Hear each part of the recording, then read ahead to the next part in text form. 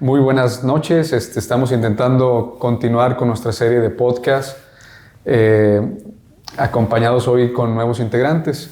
Pero antes que nada, antes que se presenten, queremos iniciar con una oración. Le vamos a pedir a Noé que nos ayude con eso.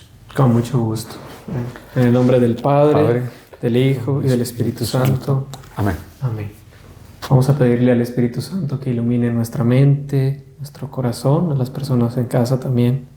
Les invito a que se unan a esta oración para que los temas que vamos a tratar hoy puedan dar fruto de santidad, especialmente a la familia y en la sexualidad.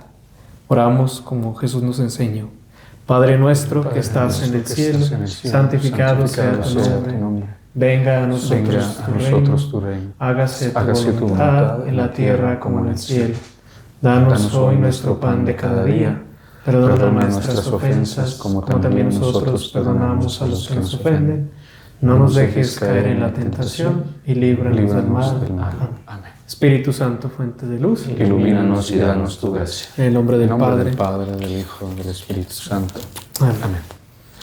Muy bien, vamos a presentarnos el día de hoy. Queremos abordar el tema sacramento del matrimonio y sexualidad humana. Esperemos que no sea demasiado ambicioso el tema. Y nos va a acompañar, vamos a presentarnos el día de hoy. Es un día especial porque queremos también presentarnos junto con nuestros ser esposos también, ¿verdad? Entonces, y cómo aportamos también en nuestra parroquia, en nuestros diferentes grupos, ¿verdad? ¿Se puede presentar, por favor, Jesús? Mi nombre es Jesús Agredano y estoy representando a Teología del Cuerpo. Ya tengo 26 años de casado, 5 hijas. Jesús. ¿Qué tal? Buenas noches. Yo soy Pedro David Plasencia Romo, casado felizmente con Margarita Romo Arellano, 20 años de casados, con la gracia del Señor de tener 3 hijos, y vengo representando al grupo de Mirac de matrimonios. Pues mucho gusto, mi nombre es Noé Nungaray, voy para 3 añitos de casado con 2 pequeños que amo, hermosos. Tengo algo así como 20 años en la adoración nocturna, por gracia de Dios, y pues es un gusto estar aquí compartiendo con ustedes. Mi nombre es Ángel Mejía, estoy casado con Anaí Villaseñor hace ya casi 15 años, vamos a cumplir este año, que Dios quiera. Tenemos apenas 7 hijos, también a los que amo mucho también, apenas va. Y yo pertenezco a la catequesis prematrimonial y prebautismal de nuestra parroquia aquí en San Miguel Arcángel, Yahualica, ¿verdad? Pues ya sin más dilación empezamos con nuestro tema. Queremos empezar a abrir dialogando o presentando la visión cristiana católica sobre el matrimonio, ¿verdad? A ver quién nos quiere empezar a introducir. ¿Cómo ven? Pues sí, mencionabas un poquito sobre que la dinámica fuera de alguna manera mostrar la visión del mundo, la visión que vemos en el día a día y la visión cristiana, ¿no? Entonces podemos a lo mejor empezar platicando un poquito sobre qué es lo que vemos allá afuera. Es bueno que lo veamos desde una realidad concreta y luego a lo mejor partamos desde lo que la Iglesia nos propone, ¿verdad? Ok. Yo lo que veo que propone el mundo, no sé si esté bien o si lo estoy simplificando demasiado, pero noto que propone relaciones demasiado superficiales. Más bien creo que ni siquiera ya está proponiendo matrimonio, creo. Está proponiendo simplemente encuentros entre personas, donde tal vez incluso sí se puede llegar a pensar en un proyecto, pero fácilmente se desecha. Como que veo que no hay, la visión del matrimonio del mundo creo que se caracteriza por eso, por una falta de compromiso, por un excesivo subjetivismo en lo que se piensa, en cómo se vive, y que casi siempre desemboca en rupturas. No sé, a lo mejor estoy mal, no sé qué ustedes perciben afuera. Bien, yo percibo, por ejemplo, como el matrimonio, como lo está tomando el mundo, pues sí, ya se está evitando mucho el matrimonio, se sabe que están evadiendo sus responsabilidades, se sabe que no quieren un compromiso, pero sí quieren el uso de la persona, ¿verdad? Entonces, ¿cómo se usa uno al otro? Entonces, saco tus bienes, pero no me comprometo contigo. Esa es una de las cosas que yo he visto que ha marcado mucho y ha deteriorado el matrimonio. Pues yo podría decir que duele tal vez la poca responsabilidad que tenemos o que tiene la sociedad para compromisos duraderos, ¿no? Con un compromiso que nos lleve más allá a dejar a un lado el egoísmo, ¿no? Que es lo que está marcando actualmente la sociedad actual, que si no conviene algo, se desecha, si no nos acordamos, se desecha, y pareciera que después de los 5 años que se acaba el enamoramiento, se acabaron las relaciones. Y eso te lleva a buscar otra nueva relación donde haya más adrenalina, más dopamina, que te tenga siempre buscando lo que supuestamente se acabó, que era el enamoramiento, aquellas mariposas en el estómago, y pues eso va mal. Los que tenemos poquito más de tiempo nos damos cuenta que hay cosas más importantes. ¿Qué decir también de aquellas ideologías que buscan como reestructurar el matrimonio? Estos nuevos paradigmas ideológicos que rompen con la concepción tradicional y natural del matrimonio y vienen con una nueva propuesta. No sé, ¿qué les parece? ¿Qué podemos decir al respecto? Tristemente, como consecuencia de lo que menciona, pues ahora sí que familias desgarradas, relaciones superficiales, surgen estas opciones, si lo queremos decir así, pues que son, pues al final no llevan a la auténtica felicidad, ¿verdad?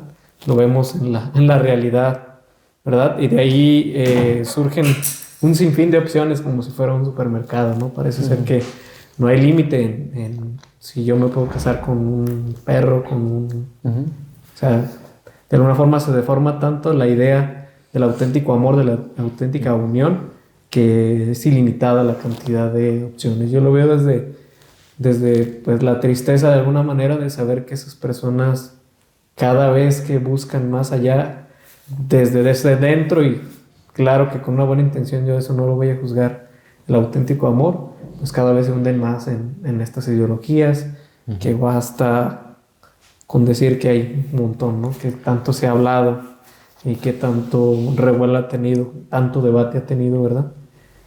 Yo pienso que es momento de mostrarle a las personas el plan divino de Dios, mostrarle de una manera positiva para que vean la hermosura que es vivir el matrimonio y vivir el auténtico amor, que es el plan que Dios tiene para nosotros. Creo que nosotros, como parte de la iglesia, somos responsables, no culpables, pero sí responsables de que estas situaciones estén pasando. Principalmente porque en Teología del Cuerpo, Juan Pablo II menciona cómo ha afectado nuestro pensamiento que nos da las novelas de Hollywood. ¿Ya? Todas esas películas, novelas, series nos muestran un amor, ¿cómo lo podemos decir? Un amor de telenovela, no real, no en el cual vaya el esfuerzo, la creatividad, la entrega, la donación, sino que nos enseñan un amor en el cual es algo subjetivo, donde siempre es plenamente feliz y no existe esa historia del perdón, del trabajo mutuo, del esfuerzo. Falta eso, ¿verdad? Entonces eso dice Juan Pablo II que nos ha perjudicado. Nos ha perjudicado esa concepción del amor, ¿verdad? Realmente la gente no sabe qué es el amor, ¿verdad? Así es, hay una frase que por ahí leí en algún momento a razón de lo que comentas sobre las películas, que dice que las películas realmente deberían iniciar donde terminan. Normalmente terminan con que se casan y son felices, ¿verdad? Pero eso es solamente el inicio del matrimonio. Como decía David, ¿no? Los primeros 5 años, los primeros años donde todo es hermoso, donde la luna de miel, ¿no? Sí. Pero debería iniciar, ¿verdad? Y como bien dice Chuy también, pues mostrarle a las personas con nuestro testimonio, eso es fundamental, ¿verdad? Y parte del, creo que el fenómeno que ahorita también el ingeniero David mencionaba, ¿no? Creo que lo que él escribe es una inmadurez muy grande en la sociedad, ¿no? Ya ahorita hablábamos de falta de compromiso y todo. Yo creo que sí hace falta mostrar, creo que la realidad. Creo que eso ayudaría mucho, ¿no? No, porque la fe no es como un idealismo, ¿no? No se trata de que cuando hablamos, porque somos creyentes, ignoramos las realidades humanas y todas sus dificultades y todos sus problemas. Pero al mismo tiempo saber que tenemos un Padre que nos ama, que ha dispuesto todo, incluso un sacramento específico para auxiliarnos con su gracia. Entonces, que no anula todo esto que les digo, que es la verdad, ¿no? Ahorita que Jesús mencionaba lo de las películas, ¿no? Cómo es real, porque sí muestra solamente un lado de la moneda, por así decirlo. Se me viene a la mente un sermón de un señor cura que tuvimos, señor cura Santiago, que lo escuché en varias ocasiones mencionarlo, que creo que es clave. Decía, ustedes tienen que aprender a amar a la persona real, no ideal, ¿no? Es decir, creo que algunas de las corrientes también populares, como las películas, nos hacen creer que hay una persona perfecta, pero esa persona solo está en mi mente, y creo que esa persona no está siendo consciente de la realidad, está siendo muy inmadura, ¿no? No es la verdad. Y si algo nos va a dar la fe, y ojalá y podamos ayudar a descubrir eso, es que la fe no anula las realidades humanas, sino que cubre con la gracia divina y moldea desde dentro todas las realidades humanas, incluyendo, por ejemplo, el pecado, ¿no? Que justamente a eso vino nuestro Señor, ¿no? A redimirnos y a dejarnos las gracias necesarias para vivir cualquier etapa o cualquier vocación a la que estamos llamados, ¿no?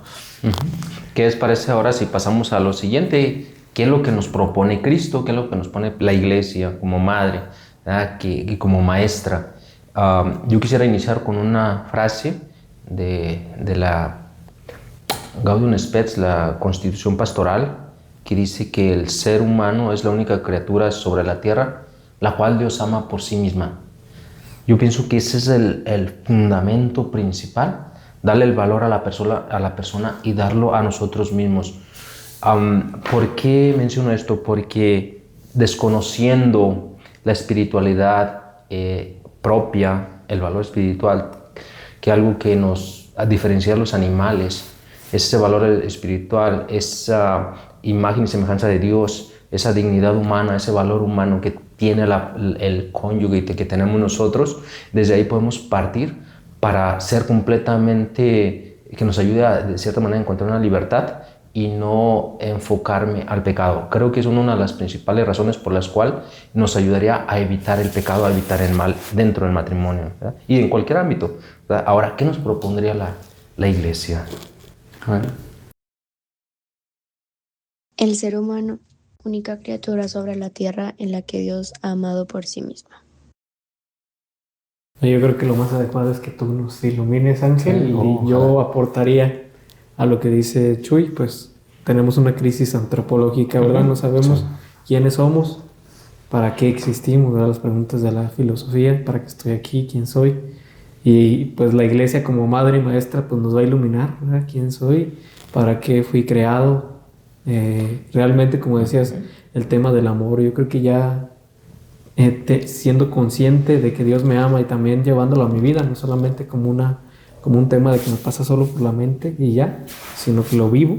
Sé que Dios me ama, pero quiero decir, lo siento, sí, lo siento, lo vivo. Eso nos ayuda mucho. Entonces, a ver, dinos. Sí. La persona humana es al mismo tiempo un ser corporal y espiritual. En el hombre, el espíritu y la materia forman una única naturaleza. Esta unidad es tan profunda que gracias al principio espiritual, que es el alma, y el cuerpo, que es materia, se hace humano y viviente, y participa de la dignidad de la imagen de Dios. Sí, otra cosa que también recuerdo leer en el catecismo sobre lo que es el ser humano, nos recuerda, pues el ser humano es una unidad sustancial de cuerpo y alma, que tiene ciertas facultades, principalmente memoria, inteligencia y voluntad. Pero algo que me llama todavía más la atención es, que bueno, esto ya es mucho decir, pero es el único ser que es capaz de darse. Capacidad de darse, amor y libertad. A diferencia de otras criaturas visibles, el ser humano puede conocer, amar y participar voluntariamente en la vida de Dios, respondiendo a su amor mediante la entrega libre, el don de sí mismo.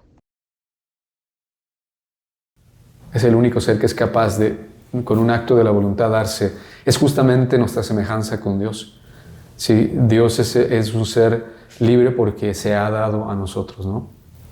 y nos ha participado de su ser.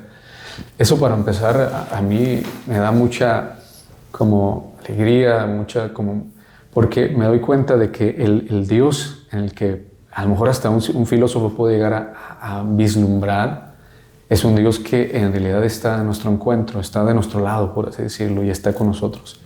Y ha guiado a la historia de la humanidad, pero la ha definido con su voluntad, con su querer, con lo que Él ha establecido. Sé que tal vez lo que voy a decir ahorita puede ser que sea algo demasiado cuadrado, pero pues Dios desde el principio estableció la unión de un hombre y de una mujer para toda la vida, en una unión indisoluble, fiel, exclusiva y abierta a la vida. Creo que esa sería, así bien, lo más síntesis que puedo hacer de lo que es el matrimonio, según la vista de Dios, eso, ¿no? La unión de un hombre, tengo que ser muy claro, y una mujer, en esa unión indisoluble, exclusiva, fiel, abierta a la vida, para toda la vida. Qué patriarcado te escuchaste. Miren, quisiera hacer unos pequeños comentarios. Recordemos que la verdadera satisfacción del ser humano es amar y ser amado. Por desgracia, la mayoría podríamos estar viviendo un amor condicional. Tú me amas, yo te amo. Tú me das, yo te doy. Y en todos los ámbitos, familiares, con tus parejas, amigos, en la sociedad, todo me conviene, me acerco a él, en las amistades, vamos bajándolo a la familia, ¿no? Sí. Simplemente los niños, ¿sí? Si te portas bien. Tú mismo inicias eso, ¿no? Te portas bien, te doy esto. Entonces, estamos en el nivel más básico del amor, que es el amor condicional. Después, el amor en la cual se dona uno, el que mencionabas, Ángel, en la cual yo me dono sin esperar nada a cambio, ¿no? ¿Sí? Me entrego a ti, pero también al que deberíamos aspirar todos es el amor divino, ¿no? En la cual yo como esposo, mi único objetivo en esta vida sería llevar a mi esposa con Dios Padre, a la santidad. Sí. Ese sería nuestro único objetivo, que mi esposa llegara ahí igual que mis hijos, y no pensando en el egoísmo de recibir y poder dar antes de darme, ¿no? Entonces nos quedamos en el básico, en el condicional, y en el de donación es el que podríamos, o que estamos preparándonos, o que deseáramos, ¿no? ¿Qué ideal sería? El amor divino, ¿no? Llegar a vivirlo, entregarnos total. Hay un pequeño texto aquí que resume prácticamente lo que están diciendo. Dice: la teología del cuerpo enseña que el ser humano solo se realiza plenamente en el don sincero de sí mismo. El hombre no puede encontrar su propia plenitud sino a través de un don sincero de sí. Entonces, podemos buscarla, como decía, la auténtica felicidad en un montón de cosas. Los filósofos la han buscado a través de la historia en XY con muchas propuestas. Y la iglesia, que es madre y maestra, repito, eso que me encanta, ya nos dice cómo, nos hace la tarea, ¿verdad? Ahora solamente falta llevarlo a la vida, ¿no? Se me hizo muy interesante ese comentario, porque, bueno, lo menciona en la encíclica pastoral, ¿verdad? Pero es también aceptado, también es dicho por la ciencia, porque nos dice Marian Rojas, aquí en Recupera tu mente, reconquista tu vida, cómo el ser humano, cuando tú te das a los demás, recibes en tu cuerpo que un bienestar que te produce el liberar oxitocina. Entonces, lo menciona como hormona del amor. Entonces, tú encuentras mayor bienestar, más plenitud desde aquí, desde la psiquiatría, desde la psicología. Y a mí eso me llamó mucho la atención, cómo iban a la mano la ciencia y la iglesia. Y tristemente, volviendo a la realidad, ¿no? Vemos que, por ejemplo, a lo mejor estarán de acuerdo conmigo, que pues, la sociedad nos invita a lo contrario, ¿no? Al yo, a tú, piensa en ti todo el tiempo, ¿no? Con las diferentes ofertas que encontramos en cualquier ámbito, ¿no? Hablando de la sexualidad, de la castidad conyugal, siempre va a haber opciones. Yo digo, es vivir en esta época, a lo mejor no conozco tanto de historia, pero pienso que es que vivir la castidad en el matrimonio es un reto importante. Claro, está la gracia, pero hay que estar listos y más que nunca atentos a redireccionar nuestros deseos, por ejemplo, hacia lo que de verdad nos llena, de verdad nos hace voltear a ver, y eso nos ayuda mucho la palabra de Dios, la Eucaristía, voltear a ver lo que el plan divino y no caer en la versión pirata que se nos está ofreciendo, bien barata y casi en cualquier lugar, ¿no? Sí, yo creo que a lo mejor va a sonar un cliché, pero uno siembra una cosecha lo que siembra, ¿no? Suena un poquito así, sí, yo sé que suena muy básico, pero lo que Dios nos ha propuesto es sembrar mucho, sembrar bien, para cosechar mucho y bien. O sea, cuando Dios exige del hombre una respuesta a él, de hecho ahorita se me viene a la mente cuando Jesús le preguntan sobre el divorcio, por ejemplo, ¿no? Que si era lícito, que se me hace curioso ya desde la pregunta, porque sí era lícito para ellos, Moisés sí les había permitido. Curioso, ¿eh? Curioso que lo preguntaran. Es como si en el corazón del hombre existiera de todos modos la seguridad, o sea, la certeza oculta de que el matrimonio es para toda la vida. Entonces, por eso le preguntan a Jesús si es lícito, aunque ya sabían que sí era lícito. Y Jesús deja pues la vara tan alta que queda esa vara queda, así lo veo yo, en el corazón del Padre, ¿no? En el principio no era así, en el principio no hay divorcio, en el principio el hombre deja a su padre y a su madre, se une a su mujer, serán los dos una sola carne, y lo que Dios une no lo separa el hombre.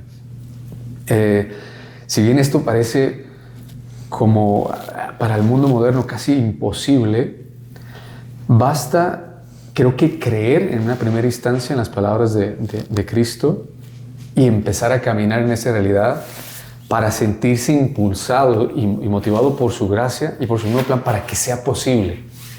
Creo que si vemos más bien lo que Dios ha dispuesto para nosotros y no lo que nosotros queremos o no queremos, o nuestras potencialidades, si puedo, si quiero no poder, o incluso mi pecado, porque todas esas cosas me van a impedir pensar, por ejemplo, ¿qué tal la pureza? ¿Qué tal el grado de fidelidad que pidió Jesús para la unión matrimonial? ¿No? Cuando dice, incluso si desearas a una mujer, solo si la vieras y la desearas en tu corazón, estás cometiendo adulterio, ¿no? En tu corazón. Entonces, es cierto, la vara está, ¿no?, al punto de que sus discípulos llegan a decirle, si así es el matrimonio, conviene no casarse. Y dice, efectivamente, no todos son para el matrimonio, ¿no? Esto también que sirva para, al dejar lo que Dios ha determinado para el matrimonio, tal vez puede servir para algún joven, algunos novios, para decir, no soy tal vez para el matrimonio, ¿verdad? Es algo grande, es algo bello, pero tal vez que pueda servir también como un discernimiento. Y para los que ya estamos casados, y tal vez para el que va a escuchar estas palabras, que estamos intentando sin duda ir al fondo, ojalá, del corazón de Dios para esto, y que ya tengan, imagínense, heridas, problemas, infidelidades, tal vez haya caído alguien en impureza, que sepan que justamente Cristo ha venido para eso, ¿no? Para restaurar al ser humano. Y su señorío consiste en eso, en que puede Él hacer nuevas todas las cosas, Él puede rehacer al ser humano. Entonces, no hay ningún matrimonio echado a perder, así lo percibo yo, ¿no? Mira, reiterando a ese adulterio del corazón del que habla Jesús, San Juan Pablo II lo menciona demasiado en Teología del Cuerpo. Por ejemplo, él también menciona que hay un adulterio del corazón, sí, cuando un hombre ve a una mujer, pero eso no quiere decir que la mujer no lo tenga. También efectivamente es lo mismo. Y también habla de otra adulterio del corazón, que es cuando la persona tiene a otra persona antes que el esposo o que la esposa. Claro. Y lo considera como un adulterio en el lado de la afectividad. Claro. En el lado de la afectividad. Entonces, y cuando una persona comete ese adulterio del corazón del que habla Jesús, que cuando un hombre mira a una mujer con ojos de deseo ya cometió adulterio en su corazón, ¿qué nos dice la ciencia? La ciencia nos dice que cuando una persona está imaginándose lo que Jesús dice en el adulterio del corazón, estás imaginando tener una intimidad con esa persona que no es tu esposo o que no es tu esposa, resulta que libera sustancias que te hacen que tu cuerpo sienta hasta cierto punto como si estuviera pasando en la realidad.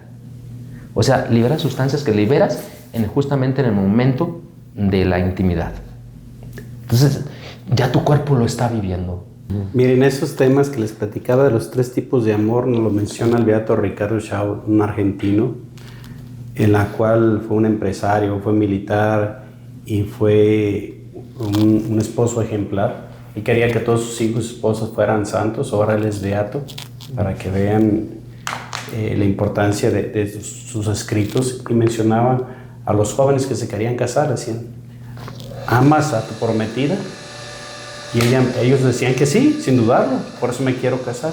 Dijo, ese amor es capaz de que después de casados, ella se va con alguien más y queda embarazada de otro. ¿Serías capaz de rescatarla? Estamos hablando en la unión íntima en el matrimonio, en el sacramento del matrimonio. ¿Por qué? Porque está muy ligado a la autoestima del hombre. Y la mujer por lo general no lo platica porque puede herir la autoestima del hombre, ¿sí? Entonces se va dejando. ¿Y qué se encuentra en los matrimonios muchas veces? Insatisfacción, ¿no? Insatisfacción de la mujer, sí. Tristeza, o muchas veces hasta el hombro. O sea, todo eso es sentirse menos o mayor y estar tan endeble el tema de estar unido al ego o a tu hombría, que se deja a un lado.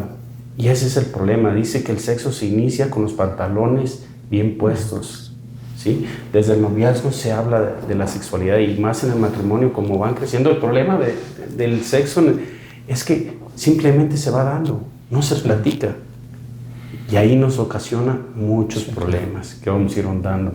Así es. No, sí, ya podemos ir entrando directamente. Al final de cuentas, ese era, queríamos tratar de enlazar el tema matrimonio con temas sexuales. Queríamos enfocarnos principalmente en todo esto, ¿no? Y es cierto lo que dice David, ¿no? Como eso yo se lo escuché también a Fray Nelson Medina de otra manera, ¿no? Él decía, tenemos sexo, pero no hablamos de sexo, ¿no? Es cierto. Pero yo todavía me atreví a corregir a Fray Nelson, pero en el buen sentido, ¿no? Dije, sí hablamos de sexo, pero hablamos mal de sexo, ¿sí? Pero porque, fíjense, ¿qué es una conversación en doble sentido, por ejemplo? Es hablar de sexo, pero es hablar de sexo mal. ¿Qué es una canción de Bad Bunny ahorita? Es hablar de sexo, pero es hablar mal. ¿Qué es una comedia romántica estadounidense? Es hablar de sexo, pero es hablar mal, ¿sí? O sea, sí se habla, pero se habla mal.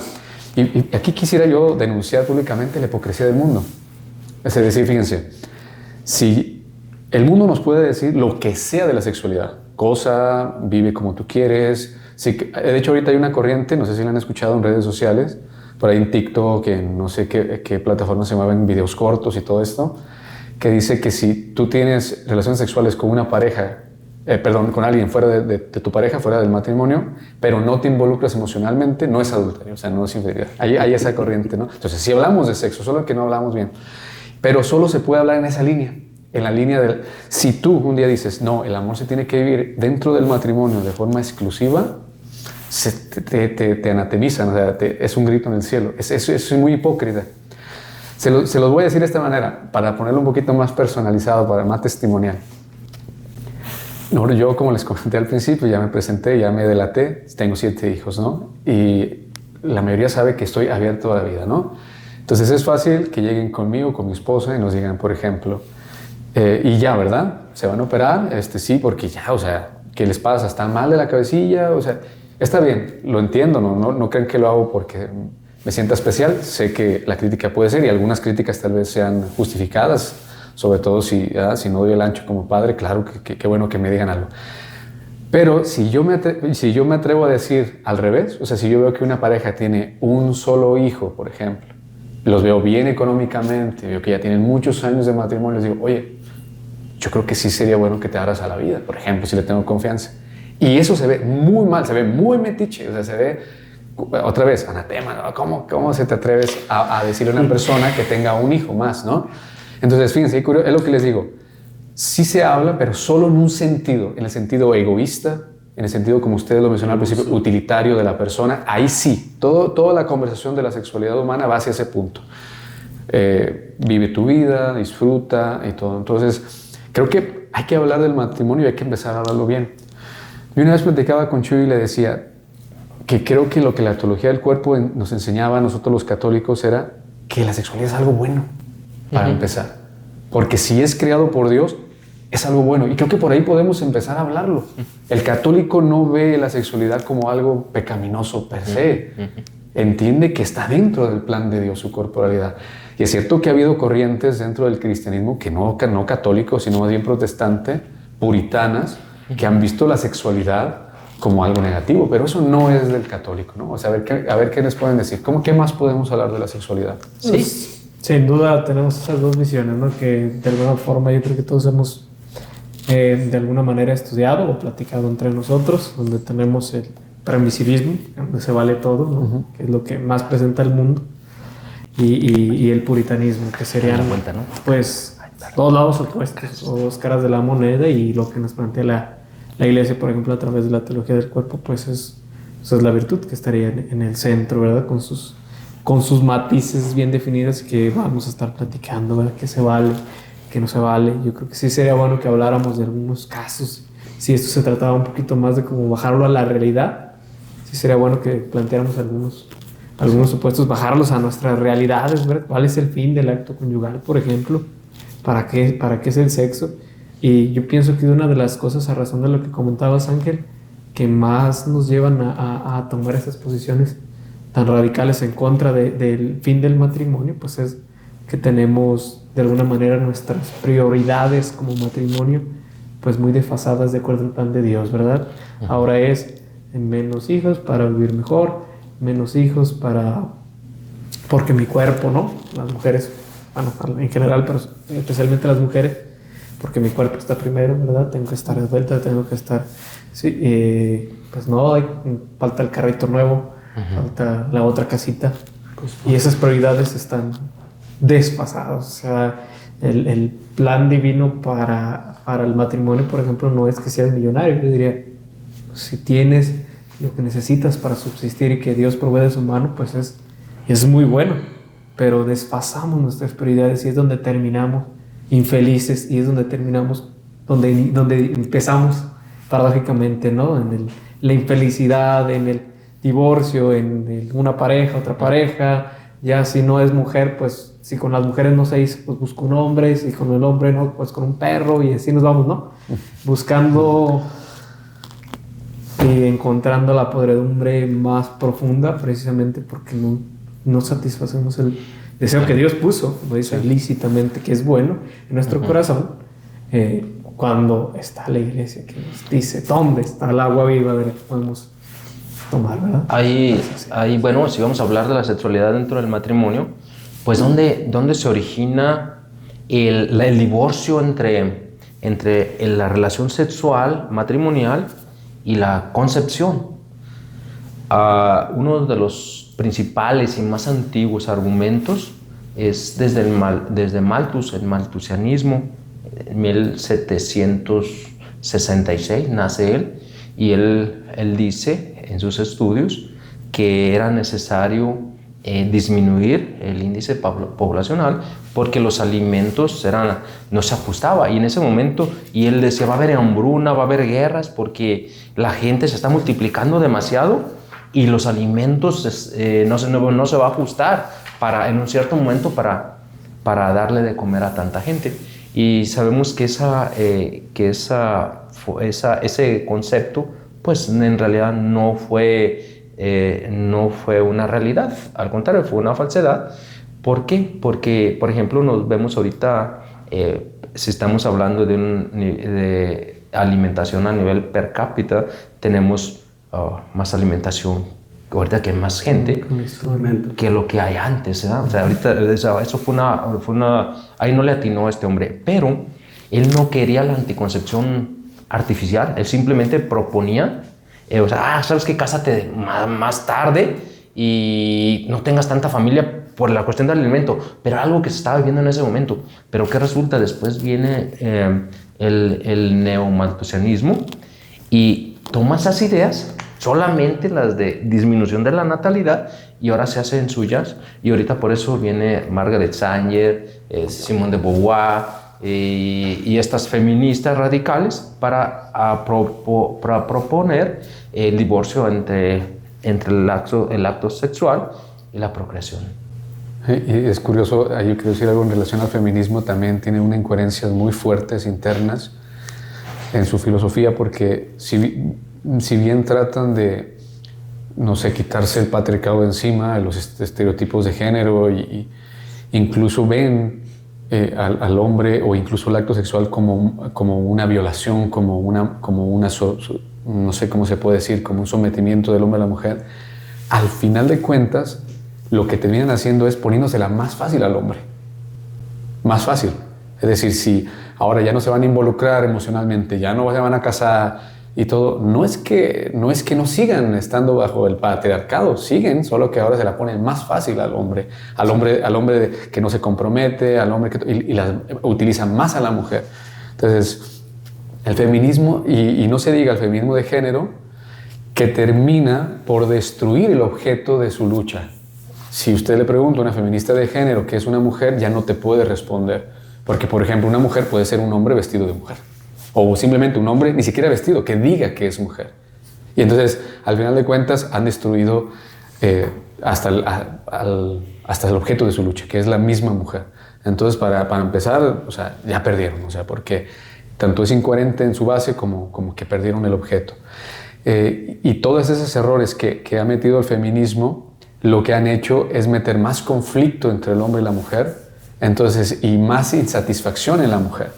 ¿Qué está pasando con una mujer que se empodera, por ejemplo, que ese sería el término feminista, ¿no? No se casa, ¿no? Logra metas económicas de mercado, se vuelve empresaria, es todo, y al final de su vida, el deseo natural de todo hombre y mujer, que es florecer, que sería muchas veces pues, tener hijos, está latente y muchas veces ya no puede, ¿no? Y es la frustración y no solo sin sentido, una amargura, y eso es un testimonio de infinidad de mujeres que si llegan a un punto que se dan cuenta a los 40, 45 años que se les fue el tren, como dicen popularmente. ¿Por qué? Porque alguien las engañó, compraron un engaño. Y yo aquí también tengo que ser tal vez un mea culpa, porque es cierto, la sociedad no hemos sabido valorar el rol de la mujer, del ama de casa, de la madre. Cuando, si me perdonan, yo siento que es el mejor papel que hay. Cuando mi esposa a veces me dicen, es que tú eres el que haces el dinero. Perdóname, mi esposa hace algo mucho más grande. Se sacrifica por mis hijos, les da el tiempo, los educa, nos alimenta, hace un ambiente familiar único, o sea, especial, todo. O sea, yo eso no lo puedo hacer. Yo, además, a lo mejor llevo dinero.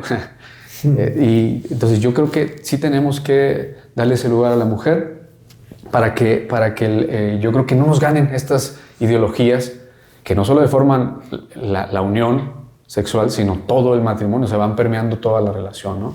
Ya me salió un poquito la sexualidad, pero volvemos, ¿no? Mira, Ángel, recordemos que normalmente el hombre usaba el tema del enamoramiento, del amor, para obtener sexo. Y la mujer usaba el sexo para obtener amor, ¿sí? Pero quisiera regresar poquito y como dice en Romanos 12, capítulo 12, versículo 1, que el cuerpo es como una ofrenda a Dios, ¿no? La entrega bien vivida en el matrimonio, en la intimidad, es como una ofrenda a Dios. Sí. ¿Qué tipo de ofrenda tenemos en nuestros matrimonios?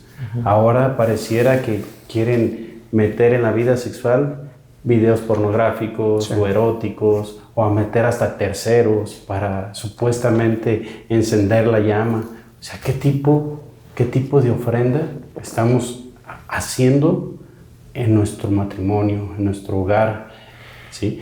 El crucifijo que tenemos en nuestra cabecera no es de adorno, no es porque nos lo regaló la madrina, es porque es el esposo, es el testigo, es nuestra ofrenda. Te lo digo muy personal, es hermoso en mi relación hacer una oración, una entrega previa. Y eso lo descubrí con nuestros compañeros de Teología del Cuerpo, y eso es hermoso. El placer, el deseo, la satisfacción es mucho más. Sí. Es enorme, es sentirte que va elevado y dejas a un lado el tema de querer más, de placeres, de deseos, de cosas que nos ensució la mente, la sociedad o lo que fuimos viviendo, nuestras cicatrices en el noviazgo, todo lo que te fue llevando, lo que creías que era placentero, lo que era felicidad. Y cuando vas viendo que esto va más allá de tu egoísmo, de tus deseos, eso se expande a algo de donación hermoso. Y eso en lo personal nos ha hecho crecer mucho. Entregar, escuchar, al hablar, el escucharnos y después agradecer y unirnos con el esposo que es Jesús. Yo recuerdo, perdón, no quiero acaparar demasiado, me recuerdas mucho a Santo Tomás de Aquino. Él hacía una comparación entre el acto sexual dentro del sacramento y el nivel que puede alcanzar de placer. Dice, es mayor que el de la lujuria y que del pecado. Y él usaba una lógica muy fácil y que todos los podemos experimentar con la lógica del pecado, ¿no? El pecado te da una muy fuerte carga de placer súper instantáneo, casi siempre acompañado de culpa posterior muy grande, vacío grande, ¿no? Porque en algún punto te das cuenta que está siendo usado también. No solo que usamos, sino que está siendo usado tú también. ¿Y qué pasa, lo contrario, en un matrimonio donde se hace un acto sexual de entregado, totalmente de donación, donde te puedes desnudar literalmente, es decir, vulnerarte, exponerte totalmente, que sabes que estás con quien te cuida, que es tu pareja, ese placer no queda solo en el orgasmo, sino que continúa. Eso es lo que Santo Tomás decía. Perdón, era nomás un paréntesis. Y corroborar exactamente lo que estás diciendo, Ángel, lo menciona tal cual, también tal cual en la teología del cuerpo, y también Marian Rojas dice cuando, por ejemplo, cuando una persona nosotros como personas dentro del sexo, podemos, si una persona está viendo pornografía, ¿ya? Si una persona está viendo pornografía, resulta que en su interior está liberando algo de tu dopamina que da placer. Y entre más le busques, mayor liberación de dopamina, mayor placer. Pero dice Marian Rojas que cuando liberas demasiada dopamina, el resultado es el vacío que tú mencionas. Hace el vacío. Y es que incluso, fíjense aquí qué bonito convergen el espíritu, el alma, ¿no? Ajá. Lo que podemos ver, lo que les decía Santo Tomás en relación al pecado, lo podemos ver en nuestro cuerpo. Nuestro cuerpo hace resistencia a todas esas sustancias. Por eso es que, por ejemplo, un drogadicto ya no, la dosis pequeñita ya no le sirve. Es lo mismo sucedería con la dopamina que existe con la lujuria, con todo lo que nos decía David también, ¿no? Como toda la perversión que puede entrar en un acto conyugal. La pornografía, incluso si es consentida, incluso que si vemos esto, que si no va por ahí. Yo escuchaba a una sexóloga, fíjese, estos son nuestros asesores, que decía, ¿por qué no juegan no sé, a vestirse de otras personas? Y en el fondo lo que estás buscando es la infidelidad consentida con la misma persona. O sea, si yo logro hacer ese juego, lo que estoy haciendo es siéndole infiel a mi mujer con mi mujer. Sí. Por el interior que estás imaginando o estás haciendo otra persona de la cual no es. Y qué bueno que lo empecemos a descubrir, todos estos engaños del mundo, todas estas trampas que nos están metiendo en la sexualidad y que podamos testimoniar, ojalá también con nuestra vida, que no es que nosotros nos asusten las realidades humanas, ni el sexo, ni nada, sino que quisiéramos que todos experimentaran el verdadero placer de la sexualidad que está en esa donación. Quiero agregar algo. Ahorita lo que tú mencionaste, que dijo Santo Tomás, ¿verdad? De que cuando se hace con amor dentro del matrimonio, se experimenta mayor placer, mayor bienestar. Claro que sí. ¿Por qué? Porque el ser humano libera la hormona del vínculo, la hormona, el neurotransmisor, que se llama oxitocina, y varios más. Pero voy a hablar de la oxitocina. La oxitocina, cuando es liberada después se siente bienestar.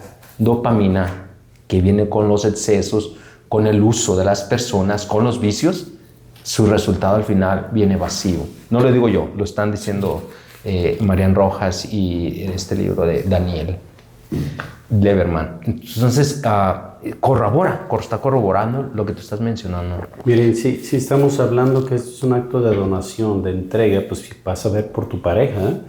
Y ahí hay que tener mucho cuidado los hombres, porque queremos ser creativos en la intimidad, ¿no? Tener cuidado porque podemos ver atacado la dignidad de tu esposa. Claro. ¿No? Todos, no es que todo sea permitido, ¿no? El cuerpo está hecho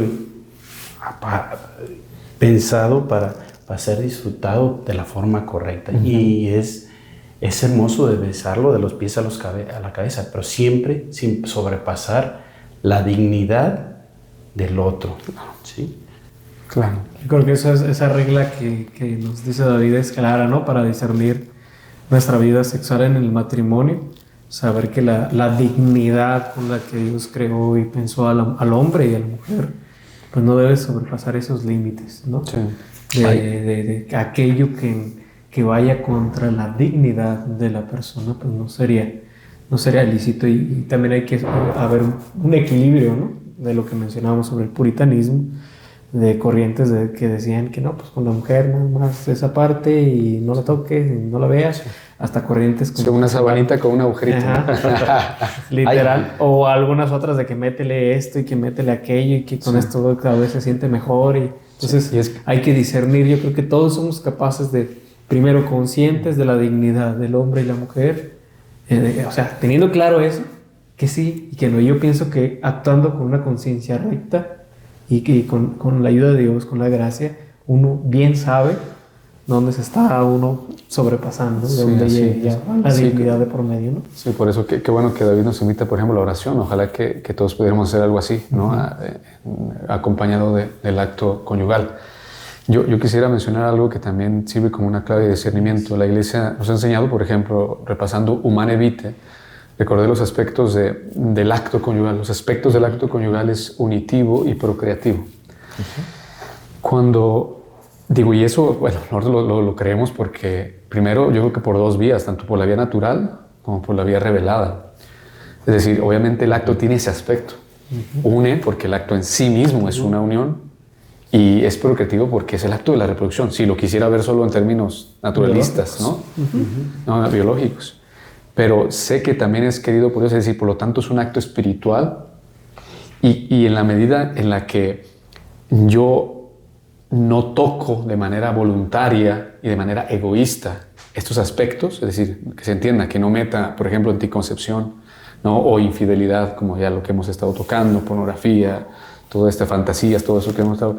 En la medida que yo no toco tanto la unidad que tengo con esa persona como la fecundidad, que sería, entonces es que ahí vamos a decir que todo está permitido, por así decirlo, en el buen sentido, cuando amar y hacer lo que quieras también, ¿no? Es decir, como dicen ustedes, con todos esos claves de discernimiento, respetando la dignidad, sabiendo que hay límites, porque yo era muy rebelde, o tal vez todavía lo soy y no lo detecto tanto, pero creo que la fe me ha ido dando un poquito más en cauce de Dios es bueno y misericordioso, ¿no? Pero yo veía a Dios como un tirano cuando ponía una norma, una ley. Lo veía como que Dios no quería que tuviéramos como ese placer que parecía natural. Pero me di cuenta cuando me convertí en padre que yo mismo le ponía demasiados límites y normas a mis hijos. ¿Por qué? Porque quería atormentarlos solamente, ¿no? Porque quería protegerlos de electrocutarse, de que los atropelle un carro, de una infección respiratoria, es decir, todas. Y creo que transportándolo a la sexualidad, para que todos los que nos escuchen, sí hay normas y sí hay leyes que Dios ha establecido, sí hay leyes que la Iglesia nos recuerda constantemente, pero son para nuestro bien, son para que no choquemos, son para que no nos atropellen, son para que no nos electrocutemos en la sexualidad, ¿no? Por ejemplo, esto que tomando en cuenta que si el aspecto del acto conyugal es unitivo y procreativo, obviamente todo lo que tiene que ver con anticoncepción, o sea, obviamente queda totalmente fuera del rango de un cristiano. Sí. Sabemos que la Iglesia permite por causas graves que nos echemos mano de los métodos naturales, llamados naturales. Conocemos la temperatura, el ritmo, el método Billings, el modelo Creighton. Todos estos modelos que se basan básicamente en cómo funciona el cuerpo de la mujer principalmente, y poder utilizar los momentos de infertilidad de la mujer, si se dice infertilidad, sí. para poder ahí en ese momento poder espaciar los hijos y poder continuar con una vida activa, normal, se puede decir así. Pero también yo he visto un problema, no sé si ustedes están de acuerdo, que muchas veces el cristiano católico, que incluso cumple con estos modelos, puede no cumplir con, es decir, puede mantener la mentalidad de no concebir, ¿sí? Y creo que también le juega en contra también ¿o ustedes cómo lo ven? Sí, usar como anticonceptivos los métodos naturales es una realidad que muchas veces pensamos que ya no uso anticonceptivos artificiales y ya estoy libre, ¿no? Y no es así, como bien dices. Hay ciertos casos que la Iglesia nos habla muy específicos de realidades que podrían llevar a usarlos, ¿no? Que a lo mejor podríamos hablar, no sé si en esta ocasión, sería prudente ahora, sobre todo porque para hacer un discernimiento de cuándo sí se podría y cuándo no. Incluso cumpliendo lo que menciona Ángel, cumpliendo con todas esas normas, podría existir, dice Juan Pablo II, un adulterio en el matrimonio. Un adulterio en el matrimonio. ¿Cuándo pasa? ¿Cómo que un adulterio? Le dijeron, oye, se estás exagerando. Eso que no es muy... que no estás exagerando, que no estás pidiendo mucho. Y dice él, es Cristo el que lo está diciendo. El amor es exigente, ¿no? Y él lo menciona. ¿Cuándo aparece el adulterio en el matrimonio? Cuando usas a la persona, como la tratas como un objeto. ¿Qué pasa? Puedes cumplir con todo eso, pero la estás usando. Y cuando una persona está usando a otra persona, le estamos quitando el valor del que hablamos al principio, de amarla por sí misma. Cuando hablamos de que el ser humano es la única criatura sobre la tierra a la cual Dios ama por sí misma, no dice que la ama por esto, porque hace esto, porque hace aquello, porque predica, porque hace, porque no, por sí misma.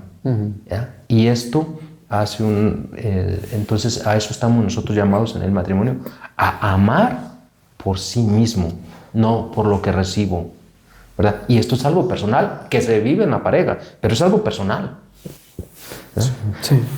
Bueno. Pues para ir aterrizando, sabemos que este tema pues no da para una charla de 40, 50 minutos, sabemos que no es nuestra intención agotar el tema, ojalá esto pueda convertirse a lo mejor en una serie, ¿verdad? Y que podamos hablar más. Pero creo que, yo voy a dar mi síntesis, cada uno puede dar su síntesis o su idea con la que se va. Yo me quedo con que la sexualidad dentro del matrimonio es algo querido por Dios. Por lo tanto, es algo bueno, pero al mismo tiempo si Dios es orden, si Dios tiene un propósito para crear, también la sexualidad tiene un orden. Y yo creo que es muy inteligente tanto preguntarle a Dios cuál es ese orden y adecuarme a ese orden, o sea, buscarlo con nuestra realidad, ¿sí? Yo aquí, también como cierre, mis últimas palabras, recuerdo unas palabras que me quedaron muy grabadas de el obispo, es un obispo español, Ignacio Munilla. Él dice, el católico entiende los procesos de las personas, ¿no? Dice, pero la verdad está revelada. Y va a decir una frase que a mí me gustó mucho. Dice, el católico va a decir sí a la ley de la gradualidad, pero no a la gradualidad de la ley. Se los voy como yo lo entendí, espero que sea correcto el mensaje del obispo como lo quiso dar. La verdad es una. La verdad yo no la oculto debajo de la mesa. Ahí yo no te voy a ocultar, la verdad es lo que tratamos de hacer. Nosotros tratamos de desvelar y presentar lo mejor que podamos, la belleza, la realidad, pero también las exigencias del amor conyugal y de la sexualidad humana.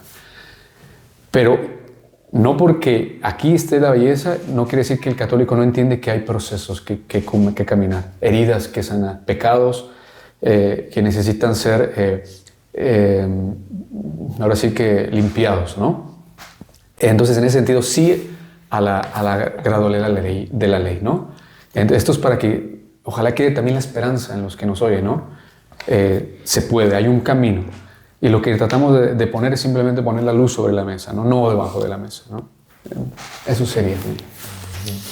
Vamos concluyendo. A ver, bueno, a mí me gustaría opinar que en los últimos 4 años en mi matrimonio nos topamos con diferentes corrientes, principalmente teología del cuerpo, que nos ha llenado, ha fortalecido nuestro matrimonio, lo hemos llevado también a la pastoral que pertenecemos también, que es Mirac, y está empapado en nuestras acciones, no nomás en el pensamiento, ¿no?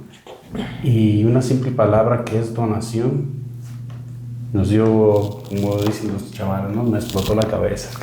Porque es tan grande una palabra y tan corta a la vez, que el decirme que yo soy un regalo pensado de Dios desde la eternidad para mi esposa, que soy una donación para ella, y pensar qué tipo de donación soy, porque desde cuando me creó no soy el mismo de ahora, ¿sí? Ya con imperfecciones, con cicatrices, con daños, qué tipo de regalo soy, ¿sí?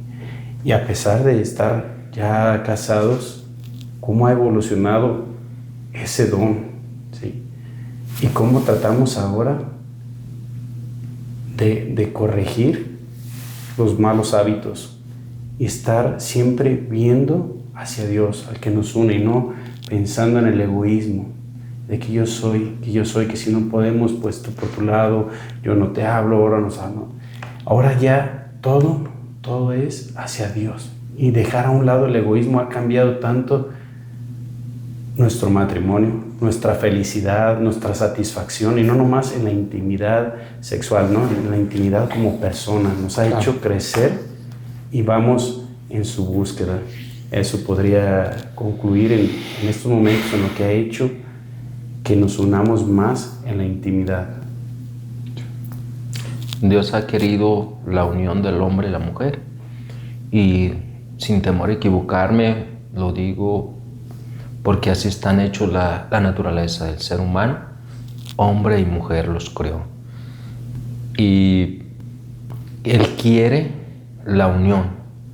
Le dijo a Santa Catalina de Siena en uno de los en Revelaciones que el hombre se iba a buscar a complementar en el otro. Dijo, si no sea por amor, mínimo por necesidad, pero que llegue al amor, que llegue a la plenitud, que llegue a donde sí desinteresado. Yo veo que dice Juan Pablo II que el ser humano tenemos en nuestro interior esas ganas de unidad con alguien. Cuando alguien se va con una mujer de prostitución, en realidad lo que hay en su corazón es ese anhelo de unir, de comunidad, y ese anhelo Dios lo puso en el corazón, el de unir, y el hombre se equivoca ya, y dice que lo vamos a tener ya bien, ese deseo va a ser saciado, dice, no te lo quites, va a ser saciado en la resurrección, va a ser saciado. Y yo a eso lo quiero meter aquí al matrimonio, como nosotros tenemos esa inclinación, ese gusto por la unidad. Ese gusto no lo elegimos, viene natural, viene de fábrica, y es puede ser una oración profunda de agrado a Dios, cuando en el interior del ser humano, como decía Ángel, hay así como se desnuda el cuerpo, somos cuerpo y espíritu, se desnuda el espíritu y hay una entrega mutua. Yo creo que es a lo que se refiere Santo Tomás cuando hay una máximo placer. ¿Cómo no va a ser máximo? Porque desde adentro hay un placer que no lo puedes encontrar en el uso que das fuera. Y ya por último, pues invitar a las personas que nos van a estar viendo a que descubran estas realidades, que se atrevan a vivirlas, que sepan que hay otra forma más hermosa que la que vemos afuera, de tanto uso, de tanta traición, de tanto... Si alguien se ha sentido traicionado, se ha sentido usado, que yo creo que todos aquí de alguna manera u otra, ¿no? Lo hemos experimentado, que hay una forma distinta a la que nos propone el mundo de vivirla, que se atrevan a vivirla, que se atrevan a conocer, que no se queden solamente con lo que nosotros podemos contarles, sino que busquen, ¿verdad? Sí. La verdad. Todo ser humano en lo profundo es un buscador de la verdad. Entonces, yo les diría, no se rindan, no... Yo creo que lo más feo que un ser humano puede experimentar y renunciar a amar y ser amado, ¿verdad? Entonces, estamos también para lo que alguna persona que tenga inquietud le nazca, ¿verdad? Sí, yo creo que puedo preguntar a la iglesia sin problema, ¿no? Perfecto, claro. Pues muchas gracias. Gracias, David. compañeros. Gracias, Noé. Gracias Gracias, a Ángel. ustedes por invitarnos, ¿verdad? Gracias. Muy bien. Gracias. Ángel, gracias. Noé, gracias. Muchas gracias. Muchas gracias a ustedes, David. Placer. Listo.